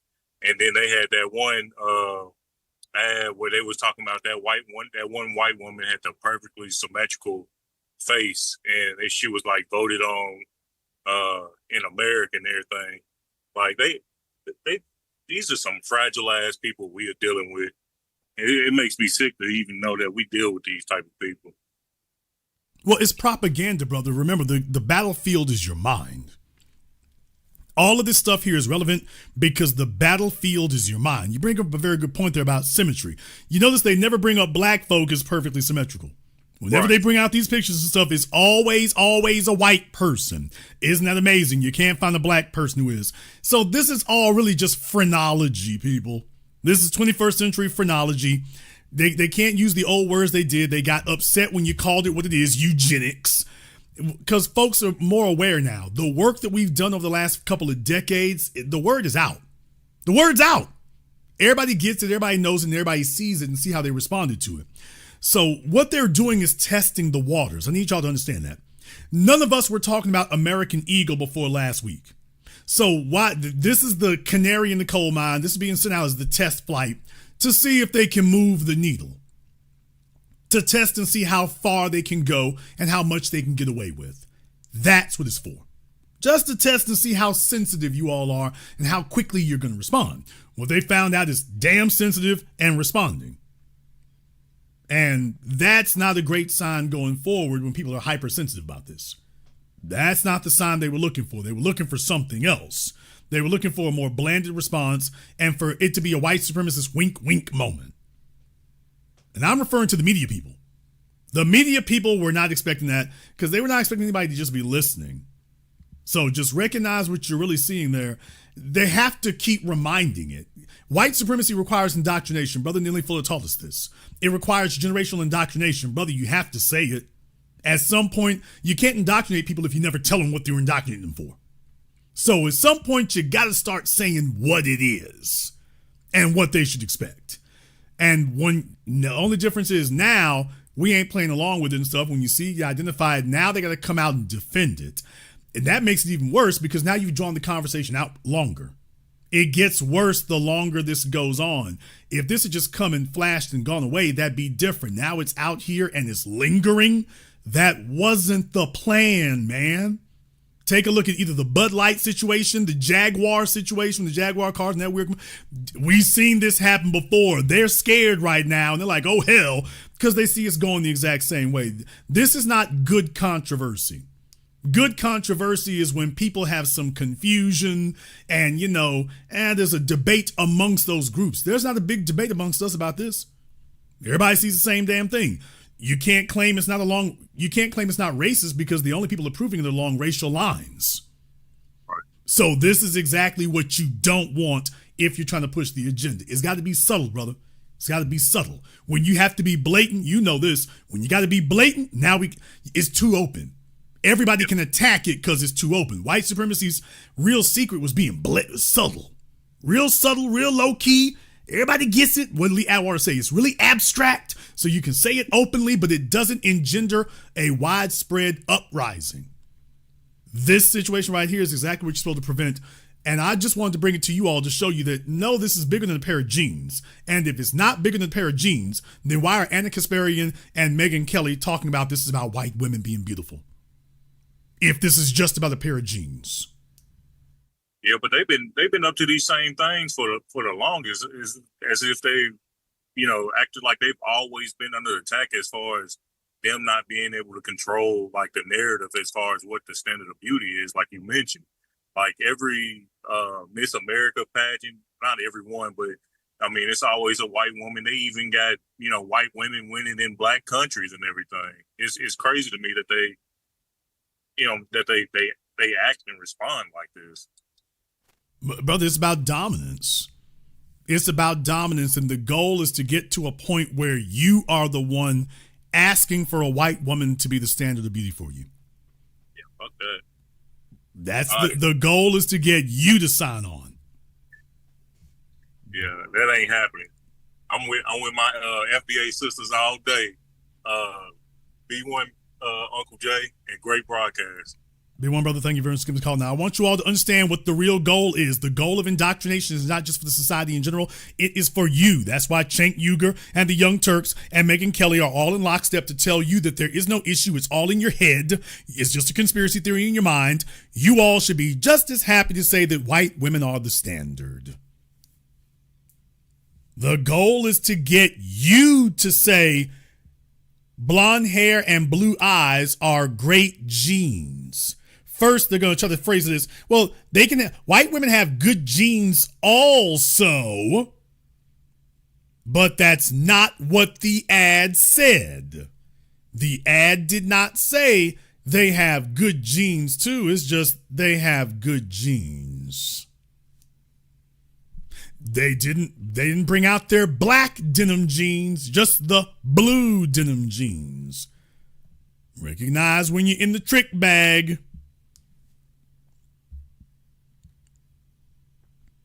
I want to thank everyone who has contributed to a nice program on PayPal, Super Chat, Venmo. Shout out here to my man Burn Rubber. Thank you very much for your support tonight. We appreciate that. Shout out here to Nancy King. Thank you very much for your support here as well. And to my man Mr. Richburg. Thank you very much, brother. We appreciate that. Radical Resistance. I see y'all over there.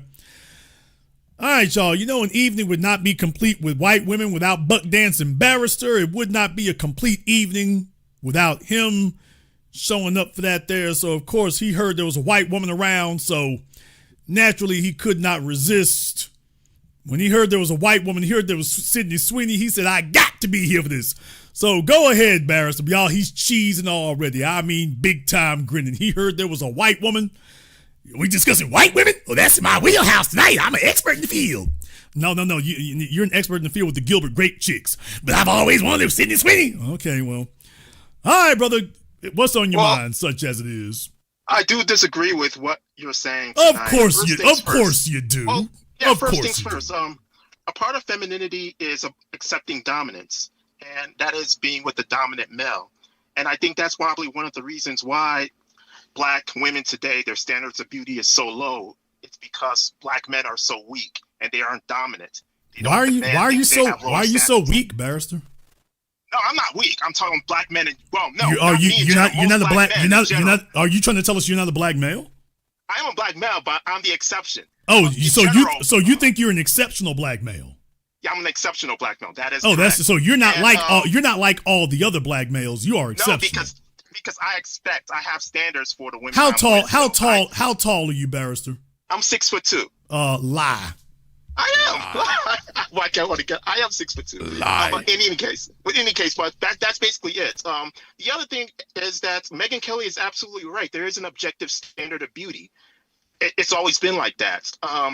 Barrister, why are Nigerian men so weak?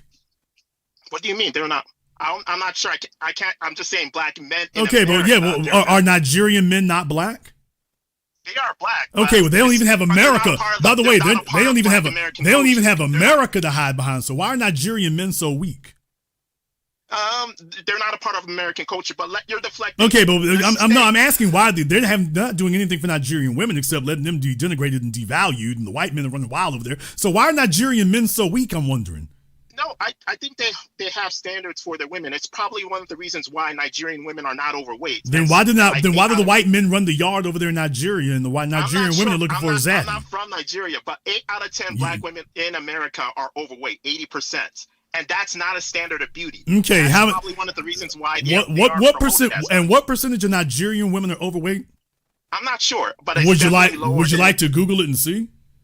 Yeah, you tell me. Okay, what percentage? I can't Google it right now. I don't really, y'all. Whenever I ask this nigga questions, he don't never know nothing. He claims they're so much better, and as soon as I say, by the way, what does Google say? Well, I can't really Google it right now. This isn't about Nigerian. You all should go take a look at the weight statistics for Nigerian women, by the way. You all go take a look at the weight statistics for Nigerian women. Weight statistics, bastard baby statistics, STD statistics, abortion statistics. We'll be here all night.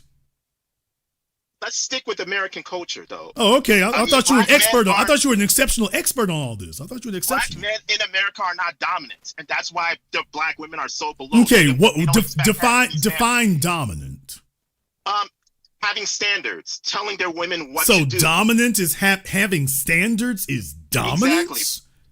Exactly. You have to exert your dominance, basically. You got to say, these are my standards. Okay, so when you go to the gas station and you prefer one grade of gas over another, that's dominance? Well, if my girl's telling me that she prefers this other grade of No, sir, gas. No. When you go to the gas station, if you have a standard for the gas using your vehicle, that's, quote, dominance? Okay, yes, and strength, and you have to have standards. You have to basically tell you have. That's one of the biggest. Oh my God!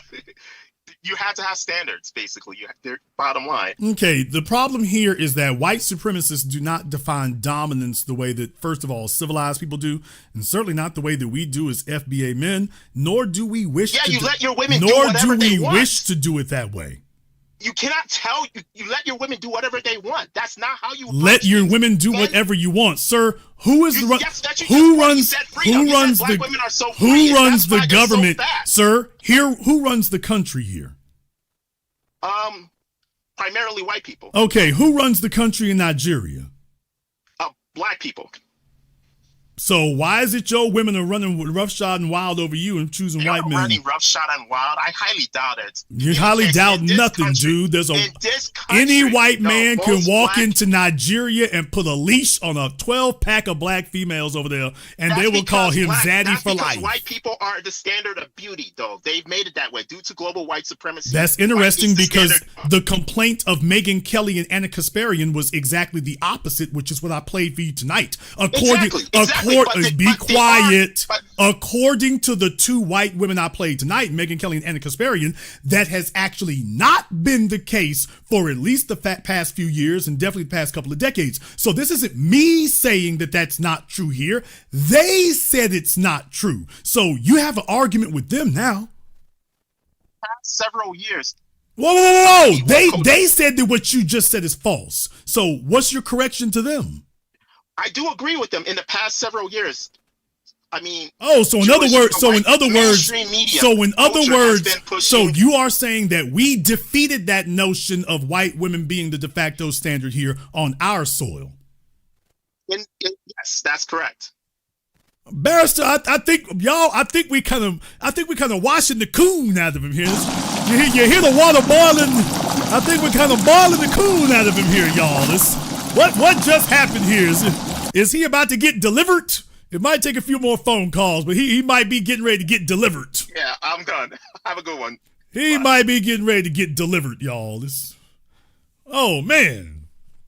What do you say? Next thing you know, y'all, he's gonna get his beard trimmed up and they're gonna take off the skinny jeans and Gonna start driving a car that's bigger than a Ford Escort. What? Yes, sir. He gonna start getting some of that Freedman swag. He's gonna be like, damn, I'm tired of fooling with these damn rhino-built females over here. Let me get my Freedman swag together. Now, barrister, don't bring your ass up talking about I'm one of the Seminoles. I'm Creek Indian. Don't do that. Do not do that. I know it's very tempting, but break yourself. Don't get carried away. And I feel it in my soul. Feel it in your shoe sole. Yeah, y'all heard that right there. It's having a conversion. But yeah, by the way, just thought you'd want to know, people, it matters. Having competent people to discuss these things matters. Critical thinking skills matter. Debunking arguments matters. Just saying. And I bring this up because I want you all to be aware, because you see all these kind of things happening. So when you see them taking over award shows and things like that, in the popular culture, the war is on. Even if you consider it not to be that very much effective, that you don't put the kind of money behind this and the kind of publicity behind this if you don't have an agenda. You don't do this right here when you don't have an agenda. You do this because you got one. This is not a major jeans company, but they're doing this because they feel like we got leeway. Let's see if we can push that needle back where it belongs. I also want to say something else here. By the way, do you realize how much government involvement there is with these things? Damn! People, do you understand how much government involvement there is when you see propaganda campaigns like this? One of the best kept secrets out there. I need y'all to understand. Hollywood, you can go, don't believe Jason Black. Hollywood is overrun with government control and propaganda. Hollywood, the Pentagon and the Department of Defense, they got their puppeteer strings all over Hollywood, man. All over Madison Avenue. Don't believe me. You can Google this for yourselves. The government pays for advertising. The government pays for advertising, people. So there's a whole bunch of stuff out there that you think are legitimate ads, legitimate products, legitimate commercials, and there's government money and a government agenda behind it. That's the reason why the U.S. government is so large and convoluted, with literally dozens and dozens of quote unquote departments. Some of these departments having names that don't even sound like a government agency, period. The reason for that is so the money can be moved from one place to another place to another place to another place. And then next thing you know, it's some obscure quote agency you never heard of somewhere that's going off and buying ads and things and supplying folk with money for stuff.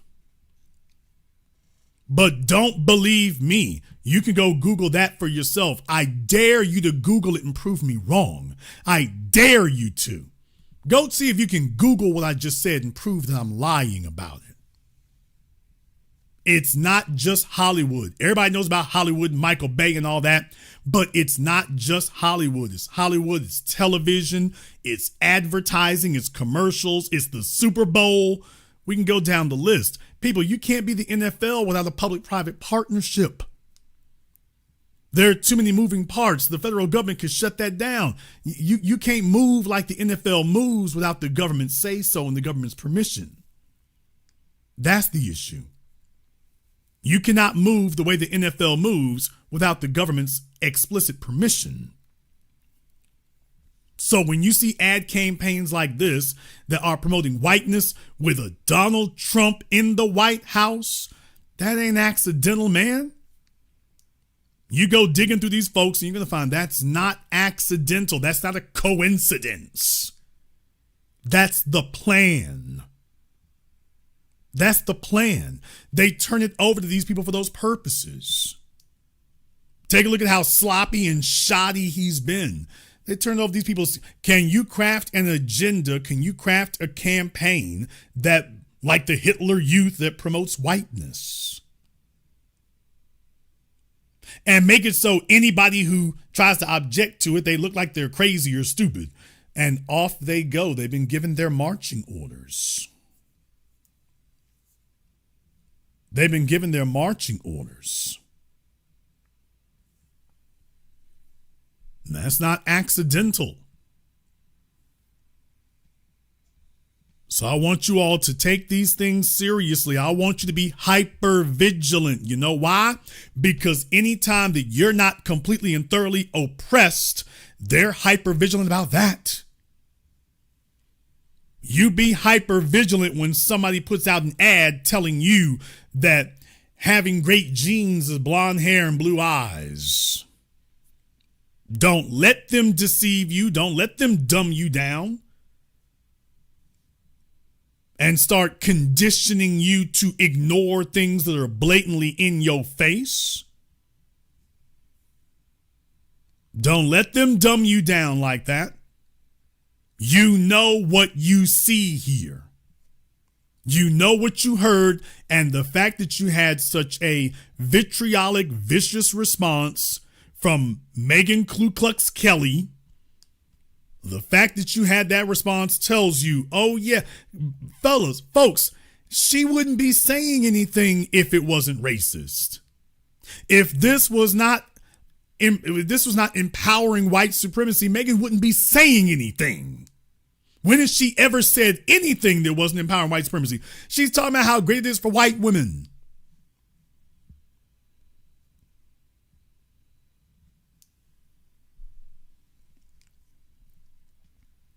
Don't see what's right in front of you. Don't see what's right in front of you. Ain't nothing to see here. You're the crazy one. You're the silly one.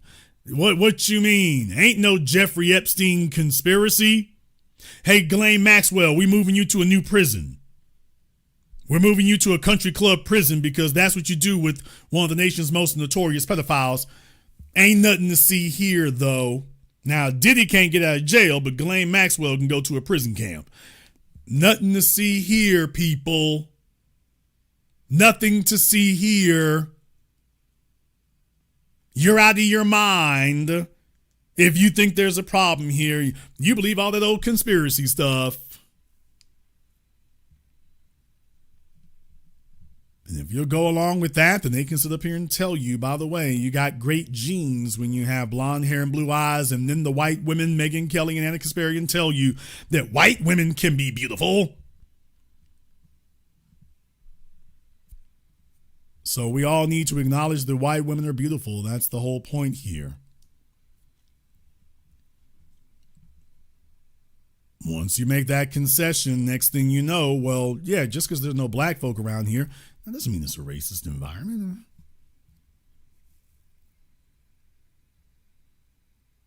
So as the white population numbers go down, they want you to show even more deference to whiteness.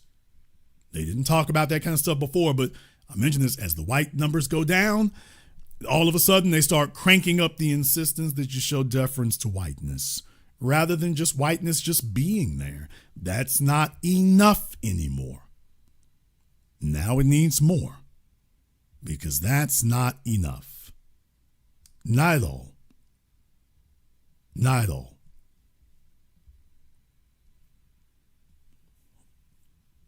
And don't let somebody tell you that this is not the most important thing in the world, too. There's a whole lot of things in this world that are important. Just because somebody's trying to burn down your house doesn't mean you ignore the person who's trying to steal your bicycle.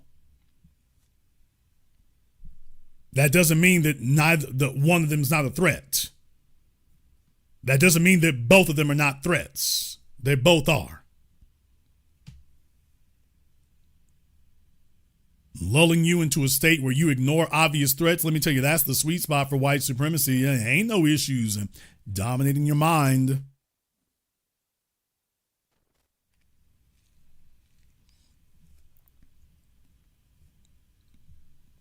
So be watchful as they craft this new world for you and tell you that everything is whatever they tell you it is and that nothing is real unless they tell you it's real.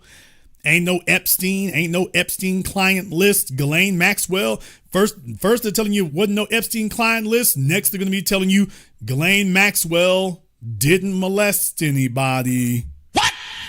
Damn. Mark my words, folks.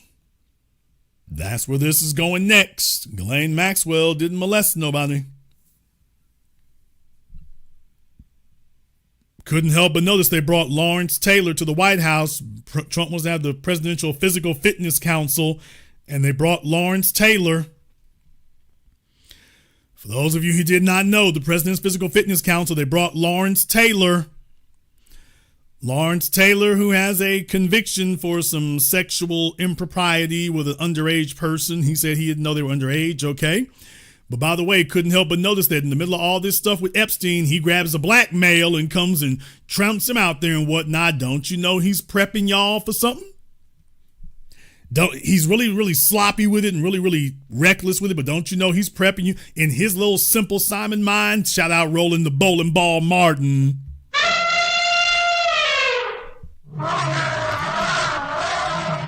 Don't you know that he's telling himself he's too slick by half? Well, I mean, if you're going to be upset about Ghislaine Maxwell, you got to be upset about Lawrence Taylor too, and you wouldn't want to do that, would you? So, just understand that, folks. This all is not accidental. All of this is what they think is some sophisticated psyop to get you to ignore stuff right in front of you. Or even if you don't ignore it, you don't get mobilized. You don't really get, you just start, radical crazy things are happening all around you and you're just to dismiss it or have a very, very minimal response. That's the goal. Right there. That's the goal. I am proud to say that at least here in the black media, that is not flying, but I am going to continue to be vigilant about that. And now that they've tried their first one, mark my words, there'll be others. They're getting blatant. They're getting reckless with it. And that means that there will be others. And we'll be watching for that too. In the meantime, we're going to go ahead and wrap things up here tonight. I'd like to thank everybody who has contributed for tonight's program on PayPal, Super Chat, Venmo. Shout out here to S. Kowalczyk, Black to Death, EO5. Ashley Dixon and everybody else here. If you are new here to the Black Channel, welcome to the Haven of Intelligent Black Thought. We do this every weekend, holidays, some days in between. Click that red subscribe button. Click that yellow notification bell. Join us each and every time that we're here. If you haven't been to our website, blackchannelfilms.com, check out our groundbreaking best-selling documentary work. That's blackchannelfilms.com, blackchannelfilms.com. I'd like to thank all of you for tuning in to tonight's program, live or recorded. Thank you for liking, subscribing, and sharing. And this concludes tonight's broadcast of the Black Channel. I am your host, your brother, your humble servant, the Black Authority. And until next time, my brothers and my sisters from around the world, remember, eat this, drink this, sleep this, think this, breathe this, feel this, live this, love this, everything that we are, Black first.